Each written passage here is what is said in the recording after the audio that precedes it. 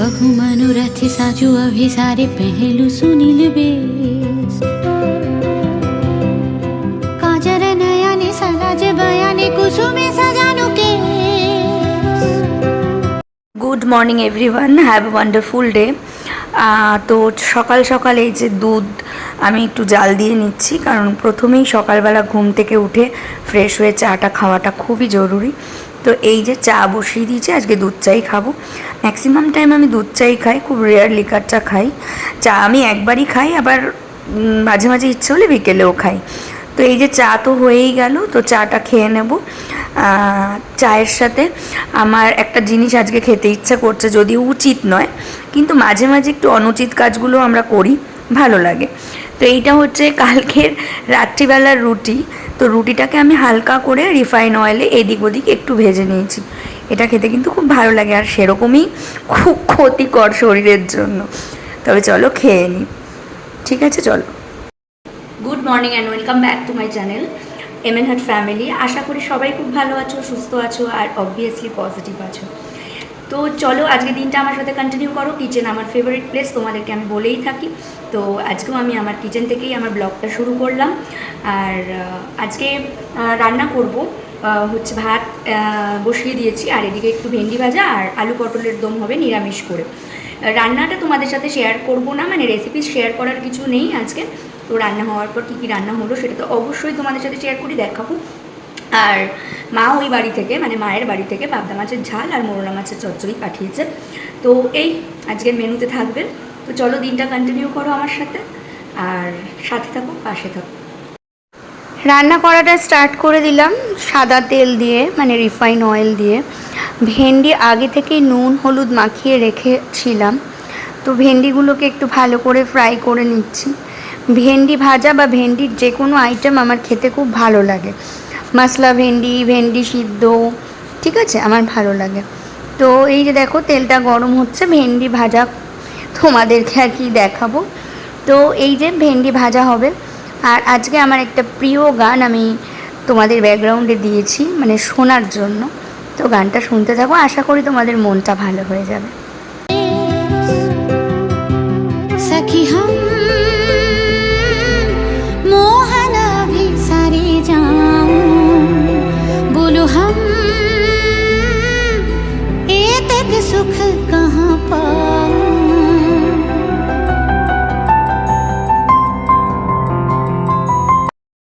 জানি না তোমাদের কেমন লাগে এই গানটা, বাট আমার কিন্তু অসাধারণ লাগে। তো চলো এইবার আমি এই যে ভেন্ডিটা ভাজছি, আর এই দিকে দেখো মেয়ে আমার আশেপাশেই ঘোরে। রান্না করতে করতে আমি ওকে 1-2 চামচ করে ওর যে খাবারটা, মানে ব্রেকফাস্ট, ওটা একটু খাইয়ে দিচ্ছি। একদিকে দুটো কাজই হয়ে যাচ্ছে। আর ও একটু আমার কিচেনের সামনে এসে দাঁড়াতে ভালোবাসে। মা তুমি কি রান্না করছো আজকে, আমাকে একবার প্রশ্ন করবে। আমি কি একটু উঠে দাঁড়িয়ে দেখবো, মানে ওর একটা ছোট্ট টুল আছে সেখানে দাঁড়িয়ে। এদিকে দেখো ভেন্ডি ভাজা কিন্তু হচ্ছে, আর আরেক দিকে আমি ভাতের জলটা বসিয়ে দিয়েছি, ভাত হবে। আর এখানে এই যে দুটো ঘিয়ের শিশি দেখছো, একটু একটু করে আছে, তো এখানে বসিয়ে রেখেছি। এই যে ভাত হচ্ছে, হিটটা লাগবে না, তো টোটালি একটু গলে যাবে, অনেকটা ঘি গায়ে লেগে আছে। তো রান্নায় মানে আলু পটলের দমে আমি দিয়ে দিতে পারবো। যাই হোক, ভেন্ডি ভাজা হয়ে গেছে, ওদিকে আমি ভাতটাও বসিয়ে দিয়েছি। এখানে কড়াইতে তেল দিয়ে আমি আলু পটলগুলোকে আগে একটু ভালো করে ভেজে নেব। আলু পটলগুলোকে দেখো খুব ভালো করে ভেজে নেওয়ার পরে নামিয়ে ওদিকে আলু পটল ভাজা হচ্ছে, আর এইদিকে আমার এই ঘরে কয়েকটা জামা একটু অগোছলো হয়েছিল, তো টুক করে চলে আসলাম। আলু পটলটা ভাজা হতে থাকুক, আর আমি একটু জামা কাপড়গুলো গুছিয়ে নিই। এই যে আমার ওয়ার্ডরোবটা দেখছো, এই আলমারিটায় শুধু আমার ক্যাজুয়াল কিছু জিনিসপত্রই থাকে, ঠিক আছে, মানে রোজকার ইউজ করা বা বাইরে বেরোনোর টুকটাক করে যাওয়া সেইগুলোই থাকে। আর চলো এবার যাই রান্নাঘরে। রান্নাঘরে এসে আলু পটলগুলো দেখলাম খুব সুন্দর ভাজা হয়ে গেছে। আলু পটলগুলোকে ভেজে একটু হালকা লাল লাল করে ভেজে আমি তুলে নিচ্ছি। এরপরে নিরামিষ আলু পটলের, আমি আলু পটলের তরকারি নিরামিষভাবে ওই আদা জিরে বাটা ঘি গরম মশলা দিয়েই করি। এদিকে দেখো এই যে আলু পটলগুলোকে একটু লাল লাল করে হালকা করে ভেজে নামিয়ে নিয়েছি। তো এবার তোমরা দেখতে থাকো আমি কিভাবে আলু পটলের তরকারি করি। সবাই এভাবেই করে, বাট একটুখানি রসিয়ে কষিয়ে একটু করলে ভালোই লাগে। এই যে আমি একটা মশলা বানিয়ে নিয়েছিলাম, সেটা হচ্ছে একটা পাত্রের মধ্যে একটু জিরের গুঁড়ো, একটু লঙ্কার গুঁড়ো আর একটু আদা গ্রেট করে নিয়ে ওটাকে জল দিয়ে, একটু হলুদ আর নুন দিয়ে জল দিয়ে ভালো করে গুলে নিয়েছিলাম। কড়াইতে জিরে তেজপাতা ফোড়ন দিয়ে, মানে তেলের উপরে জিরে তেজপাতা শুকনো লঙ্কা ফোড়ন দিয়ে মশলাটা দিয়ে ভালো করে কষিয়ে এবার আলু পটলগুলোকে দিয়ে দিচ্ছি। আলু পটলগুলোকে দিয়ে বেশ ভালো করে নাড়াচাড়া করতে হবে, কিন্তু বেশ ভালো করে নাড়াচাড়া করলে কিন্তু কালারটা ভালো আসবে। তোমাদের কাছে টমেটো থাকলে অবশ্যই টমেটো দিতে পারো, বাট ওই দিন আমার কাছে টমেটো ছিল না। তো দেখো আমি খুব ভালো করে কষিয়ে নিচ্ছি। খুব ভালো করে কষানোর পর এতে জল দেব। চলো তাহলে দেখতে থাকো।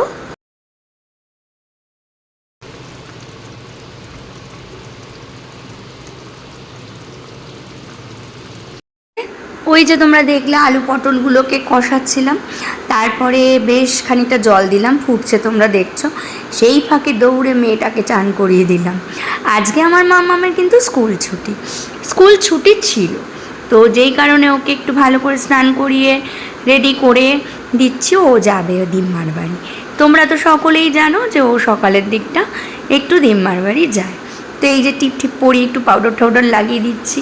আর মাম্মাম দেখো বক বক করেই যাচ্ছে, ঠিক আছে। আর এই যে সুন্দর করে একটুখানি ওকে সাজুগুজু করিয়ে দিলাম। এই যে মা এসেছে, মা আবার এসে ওকে নিয়ে যাচ্ছে, ঠিক আছে। এবার ও মায়ের বাড়িতে কিছুক্ষণ থাকবে, কিছুক্ষণ মানে ওই সন্ধ্যে অবধি, তারপরে আবার সন্ধ্যেবেলা মা এসে আমাকে দিয়ে যাবে। এই যে মাম্মাম যাচ্ছে দিম্মার বাড়িতে। আর আমাদের জানো তো, আমি গ্রাউন্ড ফ্লোরে থাকি, তো মানে গেট খুললেই প্রচণ্ড মশা। তো যাই হোক, এই যে মাম্মাম দেখো কেমন দুষ্টু করে আবার ওদিকে পালিয়ে যাচ্ছে। যথারীতি বিছানার চাদরটা আজকে চেঞ্জ করতে হবে, তো চলে আসলাম। ওদিকে কিন্তু রান্না হচ্ছে, ঠিক আছে। আর এবার আমি এই ফাঁকে টুক করে বিছানাটা তুলে নিই। অনেকক্ষণ কথা বলেছি, এবার গানটা শোনো, সেই প্রিয় গানটা।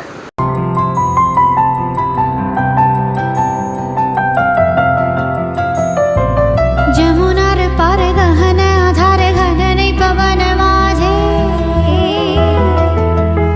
পিয়া সে থামুর বেদনা কাতর মোহে লাগি बैठे আছে सखी हम मोहन अभी सारे जाऊं बोलो हम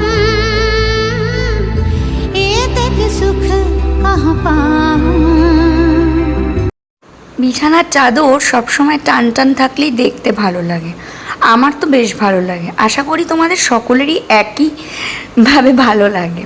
বিছানার চাদর একটু টান টান থাকবে, বেশ পরিপাটি করে গোছানো থাকবে, বেশ ভালো লাগে। তো যাই হোক, আর জানো তো মেয়ের স্কুল ছুটি থাকলে না ঘুম থেকে উঠতে একটু দেরি হয়ে যায়, তাই কাজেরও একটু দেরি হয়। তো কি করা যাবে, মেয়ের স্কুল থাকলে একটু আগে একটা চাপ থাকে, একটু আগে উঠে যাই, তো উঠে গিয়ে অনেকটা কাজ এগিয়ে নিই। যদিও ওকে আমি একটু দেরিতেই ডাকি, কিন্তু আমি একটু সকাল সকাল উঠে যাই। কিন্তু এই যে মেয়ের স্কুল না থাকলে একটা কেমন একটা মনে হয় না, একটু শুয়ে নিই, আজ তো স্কুল নেই, তো এই আরেকটু শুয়ে নিই বলতে গিয়ে অনেকটা শুয়ে নিতে গিয়ে অনেকটা লেট হয়ে যায় কাজের। তো যাই হোক, দেখো বাইরের এখানে এসেও বাইরের ঘরের সোফাটাকেও একটু পরিষ্কার করে কভারটাকে একটু ঠিকঠাক করে টান করে দিলাম, কুশনগুলোকে ভালো করে সাজিয়ে গুজিয়ে, ডাইনিং টেবিলটাকেও একটু ভালো করে পরিষ্কার করে নিয়ে যাব আবার রান্নার দিকে। রান্নাটা প্রায় হয়েই এসছে, নামিয়ে নেওয়ার পরে আমি লাঞ্চ করে নেব, ঠিক আছে। এই দেখো সুন্দর করে গোছানো হয়ে গেছে। তো ঘর গুছিয়ে রাখলে কিন্তু বেশ ভালোই লাগে, আর আমার তো গোছানোই থাকে, কারণ আমার একটু পরিপাটি করে থাকতেই ভালো লাগে। তো দেখো সবটাই কিন্তু তোমাদের একবার শেয়ার করে দিলাম। ফাইনালভাবে কেমন লাগছে তোমরা একটু দেখে জানিও। আচ্ছা, আর এই যে ব্ল্যাঙ্কেটের রহস্যটা তো বলেছি, এটা তুলতে হবে আমাকে। এত কিছু ছড়িয়ে ছিটিয়ে রেখেছি, চলো এক ঝলক দেখে নিই আজকে কি লাঞ্চ মেনু আছে। তো এখানে আছে হচ্ছে গরম ভাত, ঠিক আছে। আর এখানে আছে একদম লাল লাল করে আলু পটলের রসা, যেটা খেতে অসাম হয়েছে। এটা কিন্তু নিরামিষভাবেই করা হয়েছে, ভীষণ ভালো খেতে হয়। গরম গরম ভাত বলো, রুটি বলো, পরোটা বলো, সব কিছুর সাথেই বেশ ভালো লাগে। আচ্ছা, এখানে ভেন্ডি ভাজা আমার ভীষণ ভালো লাগে, ভেন্ডি বলো ঢ্যাঁড়স বলো আমার ভালো লাগে, ঠিক আছে। আচ্ছা, এখানে মৌরলা মাছের চচ্চড়ি, ঠিক আছে। আম দিয়ে টক ডাল, আলুর চোখা, শুকনো লঙ্কা ভাজা, আর এখানে একটুখানি আমের চাটনি। তো এটাই আজকের লাঞ্চ। চলো, তো আগে থেকে তো দেখিয়েই দিয়েছি যে কী কী লাঞ্চ আছে। এই যে ভেন্ডি ভাজা, আলুর চোখা, আর এখানে মোরলা মাছের ঝাল, আলু পটলের রসা, আম ডাল, চাটনি। তোমরা কি ভাবছো এতগুলো খাবার আমি খাবো? দেখো স্পুনগুলো রাখা আছে, আমার যতটা লাগবে আমি ততটাই নেব, ঠিক আছে। তো চলো লাঞ্চটা করে নিই, পরে আবার বিকেলে আসছি। দুপুরের পর আজকে আর তোমাদের গুড ইভিনিং জানানো হয়নি, একটা কাজে একটু ব্যস্ত হয়ে গিয়েছিলাম, তো ডিরেক্ট একবারে রাত্রিবেলায় চলে আসলাম। মা একটু মাম্মামকে নিয়ে ডেবোনিয়ার, মানে আমাদের এখানে একটা রেস্টুরেন্ট আছে গোড়া বাজারে, তো সেখানে একটু মা বাবা মাম্মাম ওরা সব একটু ডিনার করতে গেছিলো। তো মাম্মাম পুরো বিরিয়ানিটা খেতে পারেনি, তা মা আবার নিয়ে এসেছে। আমি আবার একটু মাইক্রোওভেনে গরম করে ওকে এখন একটু ডিনার করিয়ে দেবো। তো এতটা বিরিয়ানি ও খেতে পারবে না, তো যতটা পারবে, কারণ ও একটু রেস্টুরেন্টে অল্প স্বল্প খেয়েছে, তো এই জন্য ততটাই ওকে দিয়ে খাইয়ে দেবো। আর এই যে আর একটা চিকেনের কোনো একটা আইটেম হবে। তো এই যে মাম্মামের খাবারটা বেড়ে নিয়েছে, এবার ওকে খাইয়ে দেবো, খাইয়ে নিয়ে তারপরে আমি আবার ডিনার করব। ও তো রাত্রিবেলা হয়ে গেছে, এখন হচ্ছে আমি মাম্মামকে তো খাইয়ে দিয়েছি, আর এখন আমি খাবো। একটুখানি বিরিয়ানি মতন বেঁচেছিল, ওটা নেব, আর আমি রাইস খাবো। আর আমার আলু পটলের তরকারি, আলু পটল আমার ভীষণ ফেভারিট, পটল জিনিসটাই আমার খুব ফেভারিট, আলু পটলের তরকারি, আর একটু মাছের ঝোল দিয়ে ভাত খাবো। আর জাস্ট এইটুকু বিরিয়ানি আছে, ওটা খেয়ে নেবো, কারণ জিনিস নষ্ট করতে ভালো লাগে না। চলো কী কী লাঞ্চ করছো তোমাদের একবার, সরি লাঞ্চ না, কী কী ডিনার করছো তোমাদের একবার দেখিয়ে দিচ্ছি। দুপুরবেলার মানে বাছা হুয়া খাবার, ঠিক আছে। এই যে আলুর চোখা একটু আছে, ভেন্ডি ভাজা একটু আছে, আর এই যে একটুখানি বিরিয়ানির রাইস আছে, নিয়ে নেবো। এখানে একটু স্যালাড, এইটা হচ্ছে পাবদা মাছ, আর এই যে আলু পটলের তরকারি, আর একটু রাইস নিয়েছি। তো এটাই ডিনার করে নেবো ঝটাপট। চলো খেয়ে নিই। জানি না ডিনারের পর আসছি কি না, তবে ভিডিওটা তো এন্ড করতে হবে, এন্ড করার জন্য একবার আসছি। চলো।